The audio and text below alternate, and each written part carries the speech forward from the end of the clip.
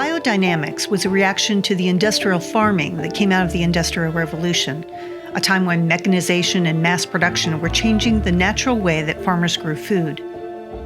Farms got bigger, biodiversity dropped off, and with it, these large fields of one crop were more susceptible to pests and diseases. This created the need for pesticides. Farmers planted the same crop over and over, depleting the nutrients in the soil and creating the need for added fertilizer. Biodynamics looks at each farm as an ecosystem, not a series of crops or livestock. In this way, the biodiversity of plants and animals work together to keep the farm healthy. It is based on the movement of the sun, moon, planets, and the seasons. There are 9 specific preparations used to replenish the earth and the ecosystem, keeping the plants healthy, as well as the community of healthy microbes in the soil. Farming has always been based on seasons, and teas and early medicines were all made from plants. All of the chemicals we use come from resources we have on the planet. We've just removed them from nature by multiple degrees. The preparations begin with Biodynamic 500. Biodynamic Preparation 500 is cow manure, packed into a cow horn and buried in the earth in the winter months. Over the winter, this becomes a rich soil full of healthy microbes. A tea is made of this and is sprayed on the plants when planting or transplanting and is used to help the growth of the roots and build soil structure. Biodynamic Preparation 501 is silica, finely ground quartz, placed in a cow horn, buried in the spring, and dug up in the fall. It is sprayed on the plants in the spring and the fall to increase vigor while reducing their susceptibility to disease. The rest of the preparations are applied to the compost pile. Teas are then made from the compost to apply it in the vineyard or farm. 502 uses the blossoms of the yarrow plant. This is said to assist the plants in absorbing nutrients. 503 is made with chamomile blossoms and is used to stabilize the nitrogen in the compost and stimulate plant growth and soil life. Stinging nettle is used for 504, which is buried through a full winter and summer surrounded by peat moss. This is said to enliven the soil. For 505, ground oak bark is buried in a rain barrel. This preparation is meant to combat harmful plant diseases. 506 is made from dandelions and is meant to stimulate the silica and potassium in the soil. The juice is extracted from valerian blossoms to make 507. It ferments for a few weeks. This is often used for frost protection and is said to stimulate the phosphorus in the soil. 508 is a preparation to help moderate growth and is a tea made of the horsetail herb. All of these are homeopathic preparations meant to stimulate and enhance the soil. They were based on things that were available on farms at the time and in the specific area. Vineyards who are growing biodynamically are always looking to new natural solutions that come from their properties. Climates and soils are different around the globe, as are pests, so adapting and learning is important. All of these preparations are environmentally friendly. Do they all work and do what they were intended to do? That is up for debate, but they certainly do not hurt, unlike the chemical pesticides that are on the market. They also do not all need to be used. Each place is different, and the whole process is meant to increase soil health. Listening to the plants, they will tell you what they need. Science and soil samples also help agriculturalists, telling them what the soil needs. Biodynamic growers pride themselves on vineyards where children and pets can safely run without worrying about chemicals.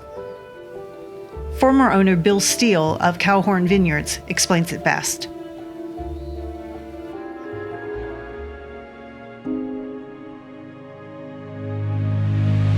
I think the thing that's most important about it to me is 365 days a year I can have people on the property. My friends' kids, my nieces, my nephews, the dogs, people bring dogs every day.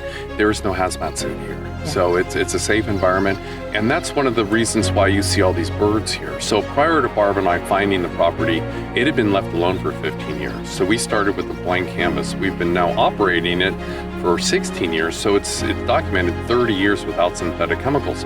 That's why we have boatloads of birds and boatloads of bees. And so I think what really floats my boat, well, there's several things about biodynamics, but one of them that's important is it's a safe place for people to visit. You also find that these places are teeming with life. The soil is full of microorganisms. You hear birdsong. The people here are also attentive to the land and the life on it. Perhaps all that spirituality just comes down to a sense of harmony, working with the land, not just on it. Biodynamics in practice helps create an ecosystem where plants and animals thrive. This helps with pest control because you have happier plants, therefore better tasting grapes, so it all does factor in. When we spoke with Rod Windrum, the past owner and founder of Crinklewood Vineyards in Australia, he summed it up pretty well. We will let him have the final word. The flow forms and tanks are for making the biodynamic teas, which are used in the vineyard. They also have a patch where they bury their cow horns for 2 of the biodynamic preparations that they use. Biodynamics is really all about having a self-sustaining farm. The preparations are used in lieu of pesticides and fertilizers. These are made from plants grown in the vineyard and from manure from the cows on the property. They use these natural preparations rather than something brought in that was chemically made in a factory somewhere. Rod is well read on the subject of biodynamics and rattled off a series of books and authors that he had taken inspiration from. These range from microbiologists to biodynamic agriculture specialists to a scientist whose focus is on plant frequencies. Getting an understanding of the biology that you've got, like beneficial critters in your compost or your compost tea, and even doing things like measuring the biological coverage on a leaf. We send it away to a lab, and if you get up to about 80% biological coverage on your leaf, the nasties won't attack it. Rod tells me that they check the Brix levels in the stems. If the level gets to 16 to 18 Brix, pests won't attack it. Pests are predators, and they look for weak plants to attack. This is where he refers to the work of Philip Callahan, who studied the frequencies that plants give off. The frequency, when a plant is not healthy, can be picked up by pests who will then attack. We get into a conversation about the difficulties using biodynamic methods when you have summer rain.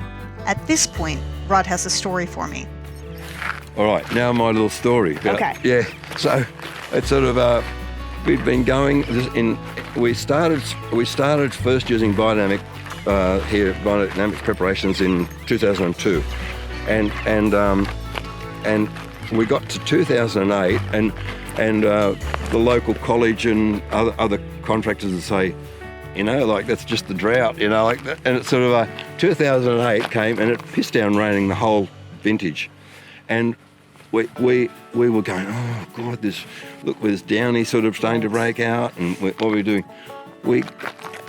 Lawson, that worked for me at the time, was really an awesome guy, and we'd found through going to different agricultural days, we met up with some guys in the cotton industry that were really keen on heading down the organic fashion, which is very anti-organic cotton. And this guy was breeding species or genii of fungi that he said that would predated on downy spores.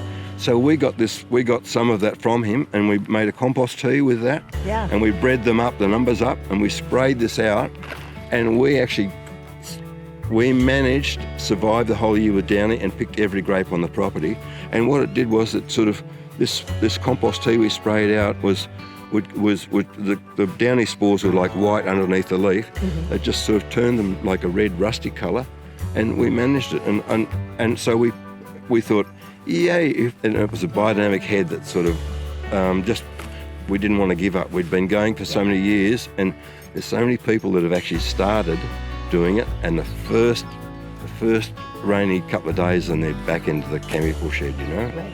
We're convinced now we can actually wave the flag, we're biodynamic, because we actually survived. Yeah. So it's just a matter of actually having the will and the passion to sort of fight your way through it. Yeah. So and you can't do it, you can't employ the passion, and you can't employ the energy to actually to see it through. Are you ready to continue discovering wine country? Follow us on social media for all the juicy bits. We are on Twitter, Facebook, and Instagram at DiscoverWineCGC. If you're headed to wine country and want to share the experience, join our Facebook group, Discovering Wine Country, where writers and content creators are sharing what they are discovering in wine country around the globe. For even more great content, visit our sister site, Crushed Grape Chronicles.